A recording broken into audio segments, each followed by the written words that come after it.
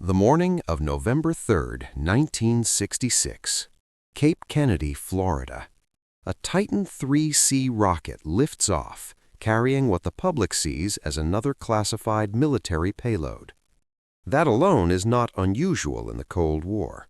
Huge rockets were going up, secret budgets were growing, and most people assumed that if the mission was hidden, it was probably another missile test, another satellite, or another intelligence package. But what nobody outside the program was supposed to understand was that this launch was tied to one of the most ambitious secret engineering projects in American space history. At the same time the United States was publicly racing to the moon, the Pentagon was building something very different in parallel, a manned military space station. Not a station for science, not a station for exploration, a station designed around reconnaissance. Publicly, it was called the Manned Orbiting Laboratory, or MOL, and it was presented as a project to study the military usefulness of placing men in space. But what they didn't know was that the real mission was classified. The actual purpose of MOL was to place a manned surveillance system into orbit. The idea was simple to describe and incredibly difficult to build. Send 2 military crewmen into space, keep them there for a planned 30-day mission, and let them help operate a high-resolution reconnaissance system over denied territory in real time. That created a genuine engineering paradox, because the Pentagon was not just asking whether men could survive in orbit, it was asking whether men in orbit could outperform machines. Could a trained crew save film by rejecting cloudy targets? Could they react faster to sudden events? Could they make better reconnaissance decisions than automated systems, still limited by the technology of the early 1960s? And most dangerous of all, could engineers modify a Gemini capsule so that the crew could crawl through a hatch cut directly into the heat shield, enter the station behind it, and still trust that same capsule to survive re-entry? This was not a rumor, this was not a sketch. By the time the program was canceled, MOL had absorbed $1.56 billion, selected 17 military pilots, built real hardware, trained real crews, and successfully tested one of the boldest spacecraft modifications of the decade. And yet most people never learned the full story. This is the story of how the Pentagon tried to build a secret military space station, how engineers tried to make humans part of the reconnaissance loop, and why one of the most expensive, hidden programs of the space race disappeared before it ever flew with a crew. To understand why MOL was created, you need to understand the intelligence problem the United States was trying to solve. In the late 1950s and early 1960s, the United States had ways to look inside denied territory, but none of them were perfect. Spy aircraft like the U-2 could gather critical imagery, but they were vulnerable. Satellites were improving, but early systems still had limits in timing, flexibility, and film recovery. In a crisis, those limits mattered. The Cuban Missile Crisis made that painfully clear. American leaders needed intelligence that was timely, consistent, and responsive to sudden events. Think of early reconnaissance satellites like cameras mounted on a fixed schedule. They could take pictures when they passed overhead, but they could not think. They could not decide to save film because of cloud cover. They could not recognize that one target had suddenly become more important than another. MOL was supposed to add that missing piece, human judgment. That idea became more attractive as the Air Force looked for a new direction in military spaceflight. In December 1963, the Air Force's X-20 Dinosaur program was canceled. But the Air Force did not abandon the idea of putting military personnel into space. It shifted toward MOL, which grew out of earlier concepts such as Blue Gemini and was designed as an operationally useful military orbital system. Secretary of Defense Robert McNamara publicly announced the start of MOL in December 1963. President Lyndon Johnson later approved the program in 1965 so development could move forward. From the start, however, MOL had a problem no engineer could solve with hardware. Its real mission was too sensitive to explain. Inside the program, officials understood that the public story and the real story could not be the same.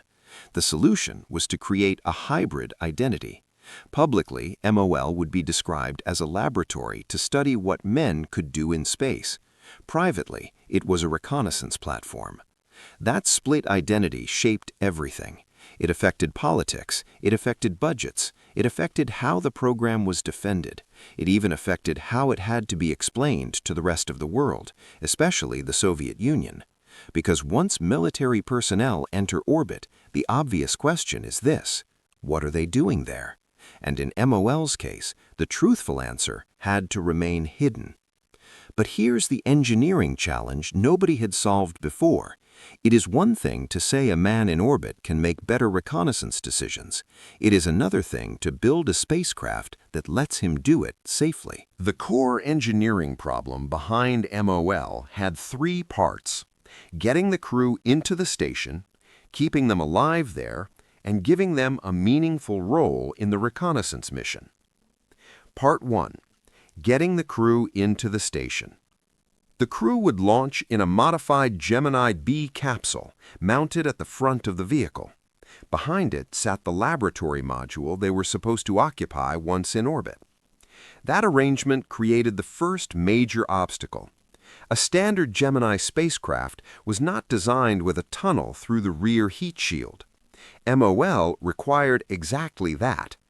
The crew needed to leave Gemini B after launch and move into the attached lab. So engineers proposed a radical modification, a circular hatch through the heat shield. Imagine cutting a doorway through the bottom of a lifeboat and then trusting that same surface to carry you safely back through a storm. That was the risk. The heat shield was the capsule's protection during re-entry. If the hatch design failed, the crew would not survive the return. This seemed completely impossible. Here is why no one had solved it before. Re-entry systems were unforgiving. The heat shield could not simply be strong in general. It had to survive exactly where the thermal and structural loads were worst. Once engineers cut into it, they were no longer proving a normal Gemini design. They were proving a new idea under life-or-death conditions. Part 2. Keeping the crew alive. The second problem was mission duration. Public descriptions of MOL often described missions lasting 2 to 4 weeks. Early operational planning described 30-day missions, and the NRO later stated that the program was originally planned to have 6 launches, each with a mission length of 30 days. That matters because this was not intended as a short demonstration flight. The crew of 2 had to live and work inside a compact orbital laboratory for an extended period while performing a classified mission. Life support, suit design, waste management, work procedures, crew endurance, and mission training were all part of the engineering challenge. And remember the date. This was the mid-1960s. American human spaceflight was still young. Long-duration missions were still being proven. A 30-day military reconnaissance mission in orbit was an extremely ambitious target for that moment in history. Part 3. Giving the crew a real job. The third problem was the whole reason MOL existed. The classified imaging system was called Dorian, with the KH-10 designation. It included a 72-inch primary mirror. That number is important. 72 inches is 6 feet. This was a major optical system, not a simple onboard camera. The planned mission concept put the crew in a sun-synchronous polar orbit with a 98.6-degree inclination at a low altitude described in NASA technical material as about 80 by 186 nautical miles. The idea was to give the crew repeated access to denied territory while letting them help decide what to photograph and when. That required more than eyesight. It required timing. By 1966, a major objective of the program was to let the crew assess whether an area should be photographed and tell the computer what to do in less than 25 seconds. That is the hidden heart of MOL. It was not just a station, it was an attempt to put human decision-making inside the reconnaissance cycle. The old method depended on pre-planned orbital photography. MOL was supposed to make that process more flexible, more selective, and more responsive. And that is why the project mattered so much. If it worked, it would prove that humans in orbit could add something machines still lacked. If it failed, it would prove the opposite. However, the biggest obstacle was still ahead. Before MOL could justify its camera, its orbit, or its crew, engineers had to prove the single most dangerous feature on the whole vehicle, the hatch in the heat shield. The engineering solution behind MOL was not one breakthrough. It was a chain of deliberate design choices. Step 1. Build around proven hardware. Instead of inventing every component from nothing, the Air Force and its contractors built MOL around known systems and specialized industrial roles. McDonnell Aircraft provided the Gemini B capsule. Martin Marietta provided the Titan IIIM booster planned to launch MOL into orbit. Douglas Aircraft developed the laboratory and mission module structure and handled systems integration. Eastman Kodak provided the photographic equipment for the classified mission. Hamilton Standard provided the pressure suits. General Electric and Aerospace Corporation contributed equipment integration and systems engineering. This was not a single machine built by a single company. It was a systems integration project on a national scale. Step 2. Split the mission into separate functions. The spacecraft design separated launch, orbital work, and return. The crew would launch in Gemini B. Once in orbit, they would move into the attached laboratory. After the mission, they would return to Earth in Gemini B, while the laboratory itself, in public descriptions of the concept, would remain in orbit. This solved a practical problem. The return capsule did not need to serve as the crew's full living and working space for the entire mission. The station behind it handled that role. Step 3. Train the crew as operators, not passengers. MOL's crews were integrated into the program from an early stage. Some worked on flight controls, some worked on computer programming, others helped with flight suit development and mission procedures. They also underwent specialized training that included survival work, diving, simulator use, and instruction in photographic interpretation. This point matters because MOL was never designed around the idea of crewmen as passive riders. The human being was part of the payload logic. The program wanted military astronauts who could recognize targets, understand reconnaissance priorities, and help the system respond to changing conditions. Step 4. Solve the 25-second problem. By 1966, the MOL program needed software and procedures that would allow the crew to evaluate targets quickly and feed that judgment into the imaging process in real time. Richard Truly and Lachlan McClay were among the MOL crewmen involved in making that concept workable. The goal was to let the crew judge whether a target should be photographed and direct the system in less than 25 seconds. Imagine looking out the window of a train moving at full speed, identifying the only useful building in a crowded landscape, and giving the camera its instructions before the view disappears. That was the timing challenge the crew faced in orbit. Step 5. Prove the hatch with a real flight. This was the turning point. On November 3, 1966, the Air Force launched a modified Gemini spacecraft, Gemini B, on an uncrewed suborbital mission. The purpose was clear: prove that the circular hatch cut into the heat shield would survive flight and re-entry. This is the day walkthrough, because this is the moment where the concept had to face physical reality. The spacecraft used for the test was not a brand new capsule. It was the previously flown Gemini 2 vehicle, first launched by NASA in January 1965. It had been refurbished and modified for the MOL test. On the morning of the launch, the vehicle lifted off from Cape Kennedy atop a Titan 3C. No crew was aboard. This was a pure engineering test.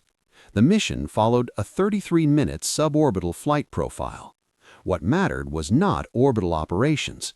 What mattered was whether the modified spacecraft could survive the return.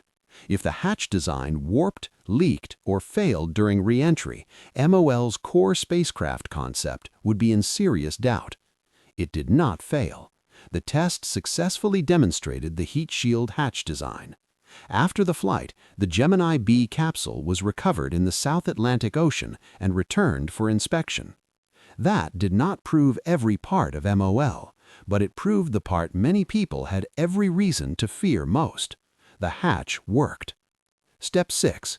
Build the operational mission around reconnaissance. With the hatch concept proven, the logic of the full mission became clearer. The crew would fly to orbit, enter the lab, and support the KH-10 Dorian mission from a polar reconnaissance track.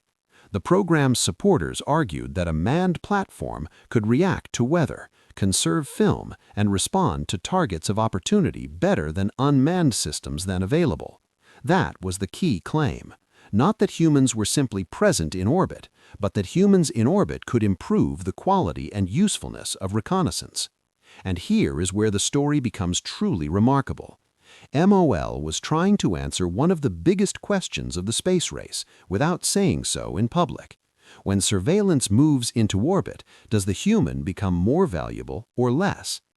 But this solved only half the problem. By the time engineers were proving MOL's hardest design choices, the political and technological world around them was changing. By the late 1960s, MOL was no longer a paper concept. The Air Force had selected 17 pilots in 3 groups. Contractors were building major program elements. The Air Force had congressional authorization to build Space Launch Complex 6 at Vandenberg for future operations. The crews were training, the hardware was advancing, and the Gemini B heat shield test had succeeded. Early MOL planning called for 6 launches, each with a mission length of 30 days. But the program was under pressure almost from the beginning. MOL had critics in Congress, in the scientific community, and even within parts of the national security structure. Some doubted the value of a manned reconnaissance platform at all. Others questioned whether its classified mission justified the cost. That pressure turned into funding damage. By fiscal year 1967, the MOL budget had been cut by 60%. According to the NRO's official history, that caused an immediate 6-month delay of the first manned flight, pushing it to April 1969. Additional funding reductions in later years drove the schedule further out. And there was a deeper problem. While MOL was being delayed, unmanned reconnaissance systems were improving. This is the cruel logic of secret engineering. Sometimes a program is not defeated by a failed test. Sometimes it is defeated by the speed of outside progress. That is what happened to MOL. NASA later summarized the situation clearly. The program was years behind schedule, significantly over budget, and the KH-10 concept was being overtaken by advances in uncrewed reconnaissance. So on June 10, 1969, the Nixon administration canceled it. No crewed MOL mission ever flew. At the time of cancellation, the program still employed 192 military personnel, 100 civilians, and 13,187 contractors. That is not a tiny experiment. That is a major hidden national effort. And yet, the solution it was designed to deliver, a crewed American surveillance station in orbit, never became operational. MOL never carried a crew into space, but it did not vanish without consequence. Its people and technology moved into the future. After the program ended, 7 of the younger MOL pilots transferred to NASA. They later became part of the space shuttle era. Hardware and operational knowledge were also carried forward.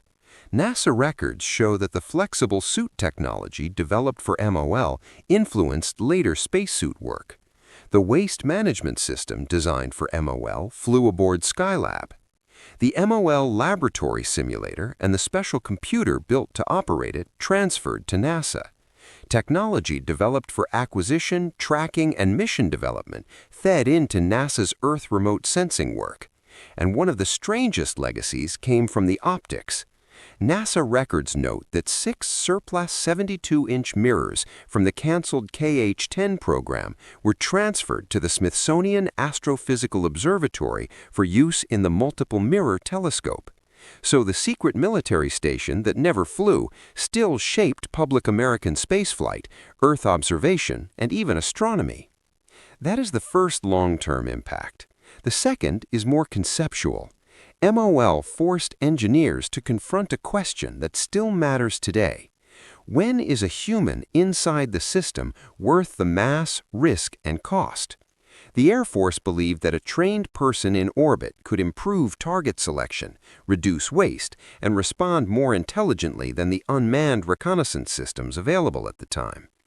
Its critics believed that automated systems were advancing too quickly for that advantage to last. That argument did not end with MOL. You can still hear it in every debate over human versus autonomous systems today. And there is one more historical point worth remembering. The United States was not the only country exploring military space stations. The Soviet Union continued developing its own military station concepts, including Almaz, which later flew under the cover names Salyut 3 and Salyut 5. That means MOL was not a fantasy. It was one branch of a real Cold War engineering path, a path the United States began, funded heavily, and then abandoned before maturity. Now consider the what-if moment. What if budget cuts had not slowed the program? What if unmanned reconnaissance had improved more slowly? What if MOL had flown before its technical advantage narrowed? Then the history of space stations might look very different, because the first enduring image of an American orbital laboratory might not have been scientific at all. It might have been military. The achievement can be summarized in one sentence.